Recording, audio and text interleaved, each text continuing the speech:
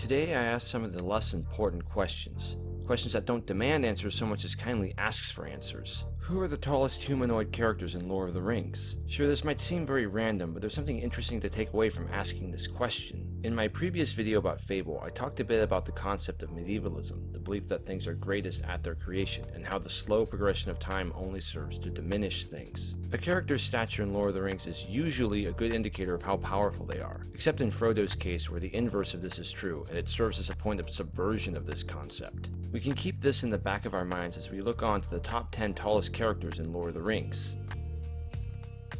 Bandobras Brulror Took, a legendary hobbit that was tall enough to ride a horse and successfully repelled a small horde of orc that found their way into the Shire. He was enough of a folk hero that Bilbo knew of the story even though it took place 147 years before he was born. His stature was also something the hobbits remembered, with him being 4'5". Keep in mind that by the time of the Third Age, hobbits were usually around 3 feet tall, with hobbits over 4 feet tall being incredibly rare.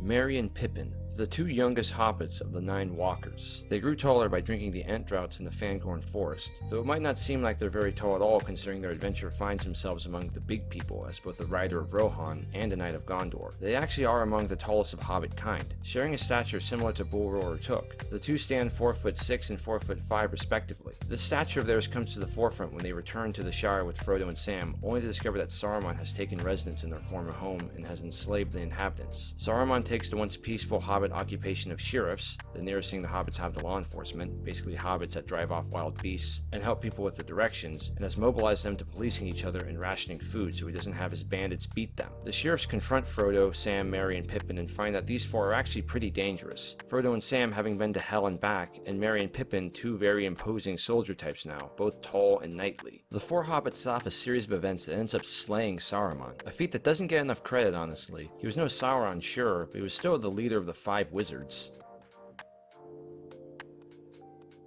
Galadriel and Boromir. Galadriel's been around for a while, since the first age of Middle-earth. In fact, she's one of the earliest of the elves, a 3rd-generation elf. Her father, Finarfin's father, was Finwë, the head of the Noldor, who was led by the Valar Orome out of the far east into the far west of Valinor, where the Guardians dwell. She was around before the sun and moon existed, and before the earth was round. Back in the day, the world of Middle-earth, known as Arda, was lit by 2 giant pillars at the North Pole and the South Pole. The Valar Melkor knocked them down and always sought to destroy everything the other Valar love and protect. After the pillars were destroyed, the Valar created 2 trees that lit the world. Laurelin the Golden, when in bloom, lit the world, and Telperion, when in bloom, lit the world with moonlight. Galadriel was born in the Undying Lands, and in Arda, that's a big deal. The entire distinction of the racial classes of the elves are based on how far they made in the journey to the Undying Lands. The Calaquendi, the Light Elves, are those that saw the light of the 2 trees before the trees were destroyed and the elves made their exile into Middle-earth. And the Moraquendi are the elves that, for whatever reason, did not make the full journey into the Undying Lands to see the light of the 2 trees. Her uncle Fëanor is the one who created the 3 Silmarils, which was a driving force for the entire history of the world. According to the Unfinished Tales, she was less powerful than Fëanor, though she was wiser. The fact that Galadriel was comparable to Fëanor is a huge deal in establishing how powerful Galadriel was in her own right, because Fëanor was the guy who made the 3 Silmarils, jewels that put the Rings of Power to shame. In fact, in the Third Age of Middle-earth, Galadriel was a wielder of one of the Elvish Rings of Power.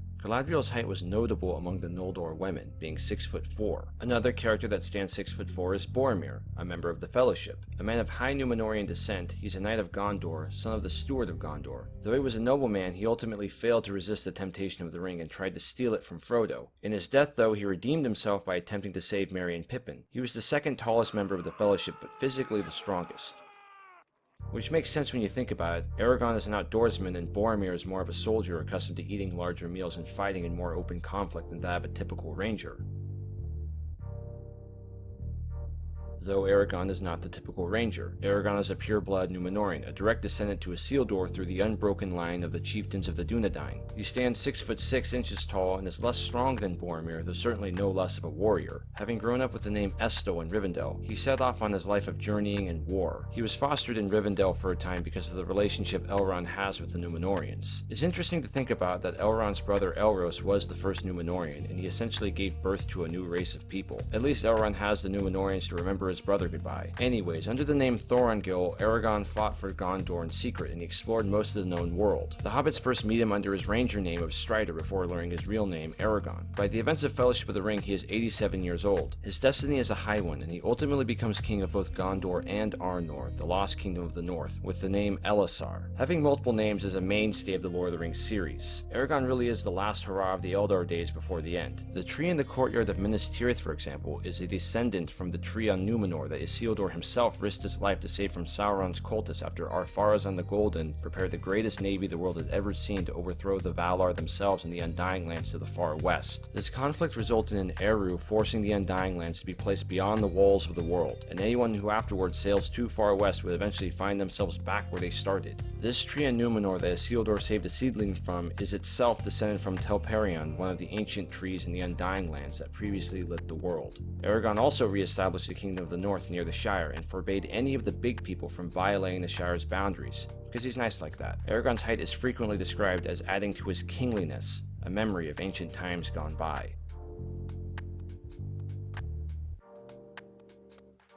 Aragorn's height is usually only surpassed by people from that era from which he draws memories. Most people back in the First and Second Age were in fact taller than that. One such individual is the son of Galdor the Tall, Hjor, and Hjor's son Tjór. After the Noldor returned to Middle-earth in pursuit of Morgoth and the three Silmarils, they settled in the westernmost part of that land in Beleriand. Morgoth's forces of Thangorodrim lay to the far north, embedded in a series of deep mountains, and the various children of Finwë settled the lands to the south, creating a long-standing watch on his fortress. The Noldor settled in various places. Galadriel's eldest brother, Finrod Felagund, established a kingdom in the caves of Nargothrond. Galadriel herself lived in the forests of Doriath with King Elwë Thingol and Queen Melian, more on them later. The sons of Fëanor remained in the east, and Fingolfin and his son Fingon established rule in the land of Hithlum to the west. Galadriel's other brothers lived in the hills before the Great Plain leading to Thangorodrim. For over 400 years, the Noldor held this watch on Thangorodrim before Morgoth broke it and killed many of them. Galadriel's brothers Angrod and Agnor were killed, and her eldest brother would have been killed were it not for the bravery of Barahir, who swooped in and saved him. As a token of his thanks, Finrod gave Barahir his ring, which became an heirloom of his house. This ring is much later carried by Aragorn. That's not really relevant to this entry, I just thought it was neat how Aragorn got his ring, and this is tangentially related. What is relevant, though, is that Morgoth's onslaught caused several important members of families of man in the land of Hithlum to be slain. Hador and his son Gundor died defending Fingolfin of the Noldor. Galdor the Tall took lordship of the land in their stead, and Galdor the Tall would later go on to be the father of Hjor and Húrin, who has probably the most tragic story in all of these stories. Seriously, there's a book called The Children of Húrin. Pick it up if you haven't. I won't spoil it, but it's not all like the Lord of the Rings trilogy. So all that backstory aside, what we can gather from Galdor is that having the epithet the Tall in the first age likely meant you had to be at least over 7 feet tall, just based on those around you at least. Fingolfin's people also lived in the east of Hithlum where Galdor spent much of his time, and these elves were mostly from Valinor where the gods lived. Galdor's son Hjor would be taller than him and be the tallest of the Edain in that time, but Hjor's son Tjór would be even taller than him, the tallest of men in that era. Tjór would go on to marry the elvish king Turgon's daughter, and from that union we get Eärendil, the father of Elrond of Rivendell,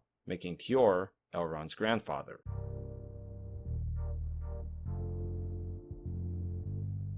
Fëanor was the greatest of the Noldor. He wrought the 3 Silmarils that captured the light of the 2 trees that lit the world before they were destroyed. It was because Morgoth destroyed the trees and enslaved Finwë, Fëanor's father, and then stole the 3 Silmarils that Fëanor and most of his people the Noldor pursued him into Middle-earth in the first place. Finwë didn't have parents. He was a first-generation elf, born of creation by Eru, creator of Arda, so Fëanor is himself a second-generation elf, and Fëanor's children are third-generation elves. Fëanor's eldest son, Maedhros the Tall, must have been tall indeed going by the worldview that things are greatest at their creation. Maedhros is only 2 generations from the beginning. He was born at a time before the sun and moon existed, and elves were at their height living in the Undying Lands with the Valar, the guardians of Arda. To have a title of the Tall in that time likely meant being more than 2 meters tall, which the next entry will prove.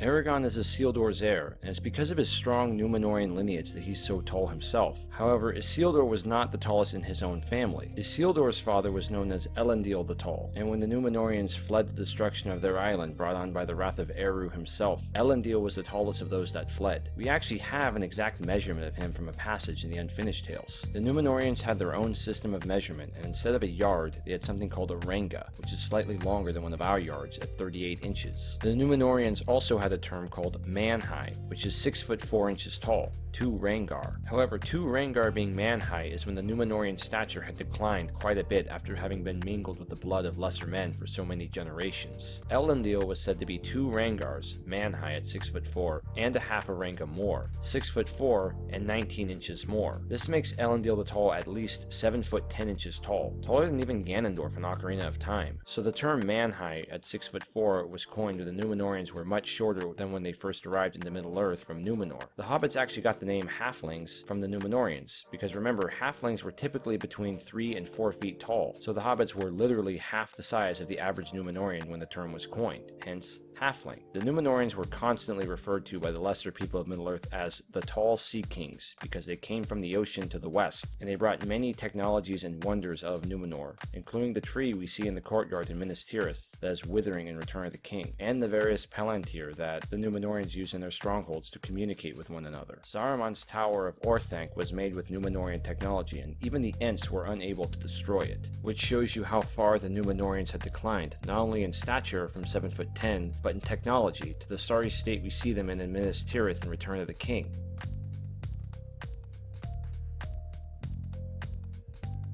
In Unfinished Tales, Fingolfin's second son Turgon was said to be the second tallest of all the children of Ilúvatar, Eru. However, the timing of this statement is important. Turgon would then be taller than Elendil, who was 7 foot 10 inches tall. Turgon, like his cousin Maedhros, was a third-generation Noldor from the Undying Lands. He himself and the sons of Fingolfin and Finarfin had been betrayed by Fëanor on their journey to Middle-earth after Fëanor left him and his people stranded without their boats. Turgon and his people were forced to cross into Middle-earth from the Undying Lands by way of the Grinding Ice, an Arctic region which connected Middle-earth to the Undying Land in those days. It was in this journey that his wife died, so Turgon bore no love for Fëanor, and Turgon established the hidden kingdom of Gondolin in the circle of mountains that Manwë's eagles lived in, and was, as a result, protected. It's from Turgon's line that I mentioned previously we eventually come to Elrond of Rivendell. Many powerful people dwelt in Gondolin. Glorfindel from Fellowship of the Ring originally lived in Gondolin, and was slayed there. Like Gandalf, however, he was brought back, and so found himself thousands of years later in Elrond's company in Rivendell with the Fellowship. Gondolin is also where Orcrist and Glamdring, the swords of Thorin Oakenshield and the sword Bilbo gifted to Gandalf, were originally forged. It's funny that the description we get of Turgon as second tallest in the world is an excerpt from Tuor, number 6 on this list, Trip to Gondolin.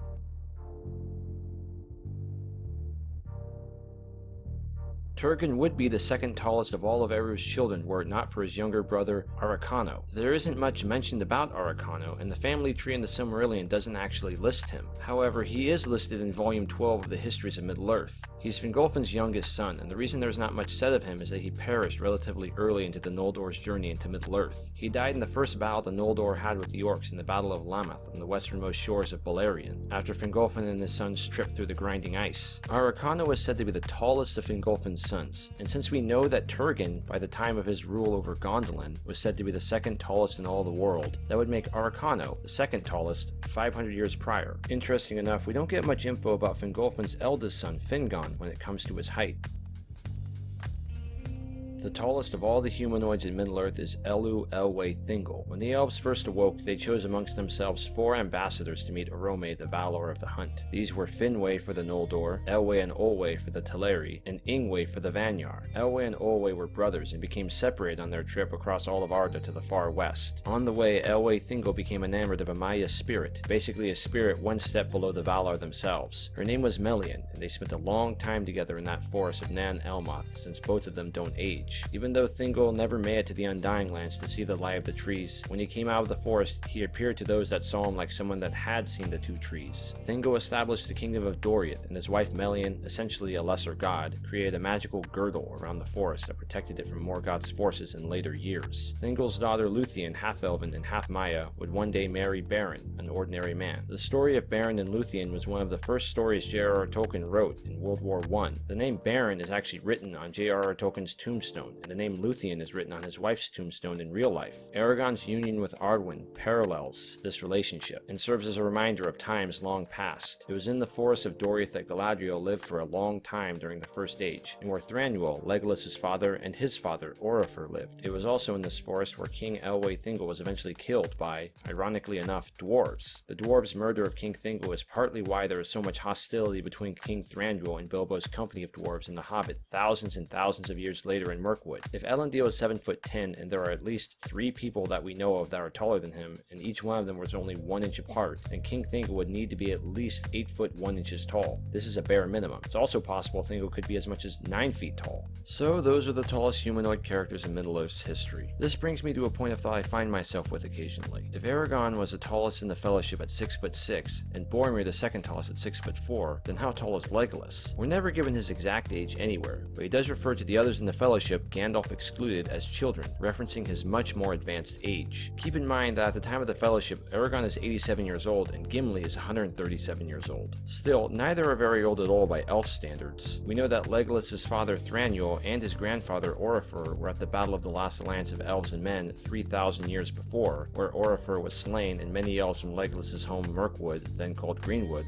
were also slain in the marshes that Frodo and Sam find themselves in during Two Towers. It might be possible that Legolas is just a very short elf, but he is referred to a few times as being tall. However, Galadriel is taller than him at 6'4", though she is noted for being far above the average height for Noldor women. It's possible that Legolas is a much younger elf and so is tall for the time he was born in. The waning of stature the Númenóreans experienced after their time in Middle-earth, from Elendil's time of 7'10" to Aragorn's time of 6'6", may not be exclusive to them. We don't know if Legolas was around to fight in the war that saw Isildur take the ring from Sauron, so Legolas might have been born sometime after that, within the Third Age, where the elf kingdoms are reduced, and so is of reduced stature himself, like the Númenóreans find themselves by Aragorn's time. The concept of medievalism woves itself through many different aspects of Middle-earth, decline being chief among them. Take the Númenóreans for example, going from Elendil to Aragorn, there is a decline. However, looking at their lifespans going from the very first Númenórean, Elrond's brother Elros, living 500 years long, to Aragorn, living less than half that time. But this has gone on too long now. Thanks for watching the video. Leave a like if you enjoyed it, and consider subscribing if you want to help the channel.